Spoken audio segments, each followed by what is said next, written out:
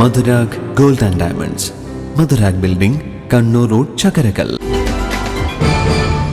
കേരള സംസ്ഥാന കാരുണ്യ പ്ലസ് ഭാഗ്യക്കുറിയിലെ ഒന്നാം സമ്മാനമായ 1 കോടി രൂപ ചക്രക്കൽ മുത്തു ലോട്ടറി ഏജൻസി വിറ്റ ടിക്കറ്റിന് ലഭിച്ചു. കണ്ണൂരിലെ ഏജന്റ് വിറ്റ PA 224 262 നമ്പർ ടിക്കറ്റിനാണ് സമ്മാനം ലഭിച്ചത്.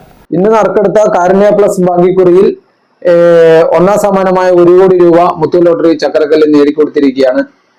കഴിഞ്ഞ ക്രിസ്മസ് ന്യൂ ഇയർ ബമ്പറിന്റെ ഒന്നാം സമ്മാനം 20 കോടി നേടിക്കൊടുത്തതിന് ശേഷം വീണ്ടും രണ്ടാമത്തെ 1 കോടി സമ്മാനം ഇന്ന് നേടിക്കൊടുക്കാൻ പറ്റി. ഇന്നലെ നറുക്കെടുക്കേണ്ട തെരഞ്ഞെടുപ്പ് അതിൽ മാറ്റിവെച്ച ടിക്കറ്റാണ് ഇന്ന് കാരുണ്യ പ്ലസ് നറുക്കെടുത്തത്. അതിലാണ് ഒന്നാം സമ്മാനം നേടിക്കൊടുത്തത്.